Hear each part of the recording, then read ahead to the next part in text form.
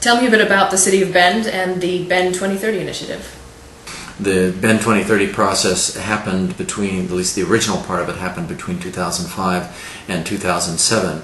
And the purpose of the process was to engage a large number of the community in talking about where the community is now, where it might be headed, and how it can have a more sustainable city for the future. The result of the process was a long-term vision for the community, as well as a strategic action plan to figure out how we will achieve that vision over time.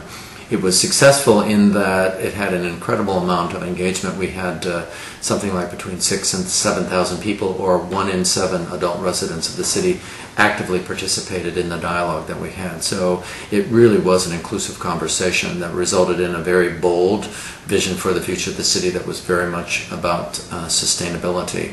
Now we're working with the Bend 2030 Board, which is a nonprofit organization charged with guiding the implementation of the Bend City Vision over time, and it's working with 63 other partner organizations from the public, private, and civic sectors to achieve something like over 250 specific actions in their Vision to Action plan. And they're having great success with it. I think something like 75% of the actions in the plan are either underway or some of them already complete. So we're making great headway in that regard. The big challenge for Bend has been its transition through a major era of restructuring of the American economy. Bend was one of the fastest growing cities in the year 2005 when we started the process, one of the 5 or 6 fastest growing cities in the U.S. Its economy was based largely on growth and development.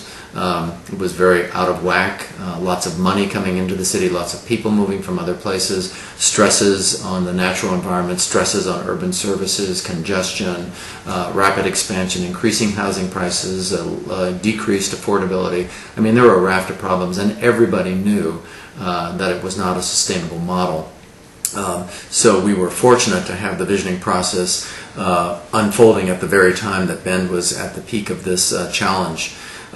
Shortly after the ink dried on the last report that we put out for the Bend 2030 Visioning Project, Bend's economy collapsed. The real estate market there collapsed.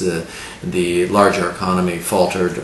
Many people were thrown out of work. The unemployment level went up to 15 or 16% almost overnight. So it was very dramatic. The difference between Bend and many other cities in the United States that went through that real estate bubble that preceded the global financial crisis is that they had a vision and they had an action plan that they had just put into place, and it was very much about creating an alternative model for the future of the city. So I think the city was blessed to have that plan in place, and now they're working very, very hard to make it happen. The story of Bend shows that an economy based on constant growth is unsustainable. But constant growth has been a central idea in America's economy for a very long time.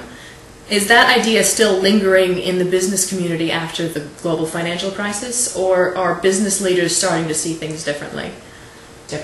Well, again, as I just mentioned in Bend, there is a transition in the economic model there. And certainly there are people there who think that when all is well and the economy rights itself, we will go back to a community that is based on an economy of growth. And again, as I mentioned, I don't personally think that that will be the case. I think the building and development community there has been very sobered by this, and indeed they're beginning to respond very positively by coming up with new approaches to development, looking at new ways that we can bring development closer into the city. So I'm very encouraged by that. As for the larger country, I think that in a way remains to be seen. The growth model, the American dream based on large houses on large lots in far-flung communities that are dependent upon automobiles and massive inputs of energy and resources, certainly oil being the first among equals among those things, I think is a scenario that is ultimately not sustainable in its current form. However, whether that model is gone forever, I don't know. We are going through a major economic restructuring at this time. Clearly, that has been a very painful transition in the U.S. We've seen how our national government has failed to provide leadership in terms of figuring out how we can have an economy that's both run efficiently and equitably, that where we aren't running ourselves in debt, but at the same time helping to provide economic opportunity to succeed and prosper for all Americans, and we haven't been doing a very good job. So I still think there's plenty of resistance in the system.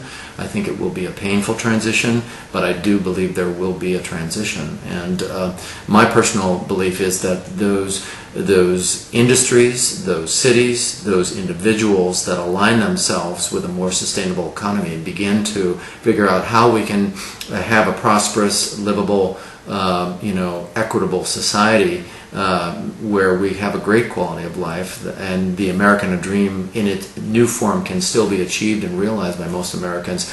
Those individual cities and corporations and governments that realize that and begin to realign themselves with new ways of doing things will probably be ahead of the game. And those that resist or drag their heels, I think will probably be in for more shocks over time, because personally I don't feel we're going to go back to that old model.